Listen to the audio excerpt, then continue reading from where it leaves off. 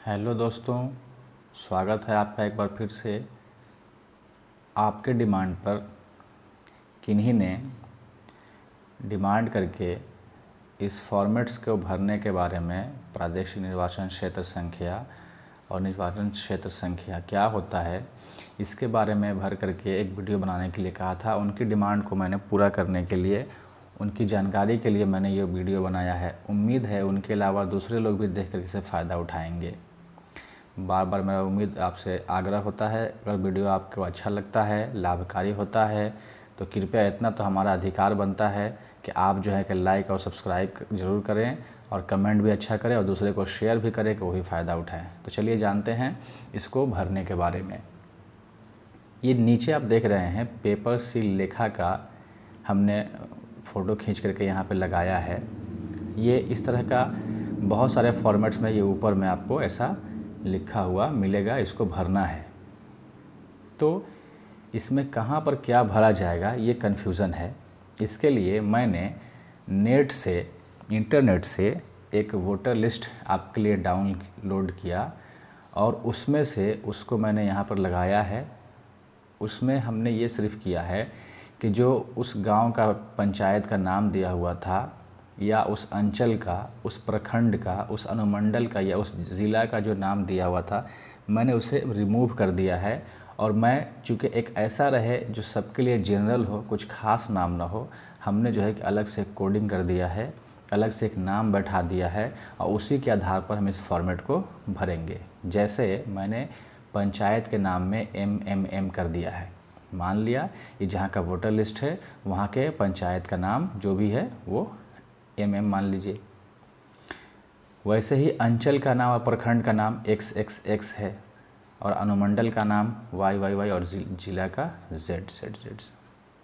और ये संख्या तो ऑलरेडी प्रिंटेड है, उसमें आप देख पा रहे हैं।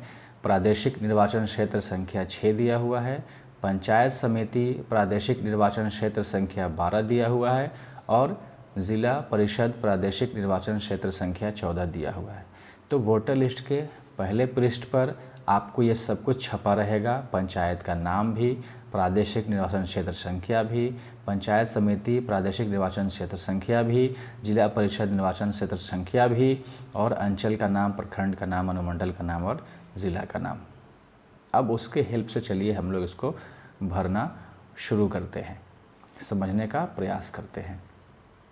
3 देख रहे हैं संख्या आपको दिया हुआ है, जिसमें से 2 संख्या तो ऐसा है कि स्पेशली उन्हीं के लिए दिया हुआ है। जैसे ज़िला परिषद प्रादेशिक निर्वाचन क्षेत्र संख्या, ये संख्या एकदम ज़िला परिषद के लिए हो गया फिक्स। वैसे ही पंचायत समिति प्रादेशिक निर्वाचन क्षेत्र संख्या, ये भी जो है एकदम फिक्स हो गया पंचायत समिति सदस्य के लिए। समझ रहे हैं आप? 6 में से ये 2 तो क्लियर हो गया। अब बाकी 4 पद का बच गया। बाकी 4 पदों के लिए जो हमारा ये नंबर दिया हुआ है प्रादेशिक निर्वाचन क्षेत्र संख्या, यही बाकी 4 में भरा जाएगा। देखिए मैंने दिखाया है भर के। पहला जो है प्रादेशिक निर्वाचन क्षेत्र संख्या डैश से डैश ग्राम पंचायत के सदस्य, तो यहाँ पर वो संख्या भरा जाएगा 6 और बगल में उस पंचायत का नाम भरा जाएगा जो हमने यहाँ MMM लिखा है। उसी तरह से दूसरा भी प्रादेशिक निर्वाचन क्षेत्र संख्या 6 से फिर यहाँ पंचायत का नाम ग्राम कचहरी के पंच। तीसरा निर्वाचन क्षेत्र संख्या फिर वही 6 से फिर यहाँ पंचायत का नाम ग्राम पंचायत के मुखिया। ये सब जो पोस्ट है वो सारे पोस्ट पंचायत स्तर के होते हैं। वैसे ही चौथा भी निर्वाचन क्षेत्र संख्या 6 से जो भी यहाँ पंचायत का नाम होगा MMM, पंचायत ग्राम कचहरी के सरपंच। और ठीक वैसे ही ये तो स्पेशली नंबर 2 लोगों का दिया हुआ है, तो आप यहाँ लिखेंगे प्रादेशिक निर्वाचन क्षेत्र संख्या 12 से, यहाँ ये पंचायत का नाम होगा, इस पंचायत से पंचायत समिति के सदस्य। तो ये देख रहे हैं 4 कोड जो है कि एक ही तरह का 4 पद के लिए है और 2 अलग अलग कोड दिया हुआ है स्पेशल एकदम। और पंचायत में आप देख रहे हैं कि जो 5 पद है जिला परिषद को छोड़ करके सब में पंचायत का नाम भरा जाएगा। और जिला परिषद में क्या होगा, जिला परिषद ब्लॉक स्तर का होता है।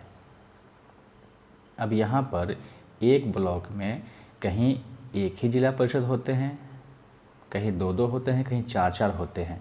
तो यहाँ पर जिला परिषद में ब्लॉक के नाम के साथ में कुछ और भी नाम जुड़ सकता है। जैसे मान लिया कोई ब्लॉक है और उसमें जो है कि 4 जिला परिषद का सदस्य का सीट है, तो उसमें हो सकता है उस ब्लॉक के नाम में क, ख, ग, घ ऐसे करके लग जाए, या प्रखंड के नाम में उत्तरी भाग, दक्षिणी भाग, पूर्वी भाग, पश्चिमी भाग ऐसे ऐड हो जाए। ठीक उसी तरह से आपका जो पंचायत समिति सदस्य है वो पंचायत स्तर का है, लेकिन कई बार ये देखा जाता है कि एक ब्लॉक में जितने पंचायत होते हैं कहीं कहीं उससे ज़्यादा पंचायत समिति सदस्य के सीट होते हैं।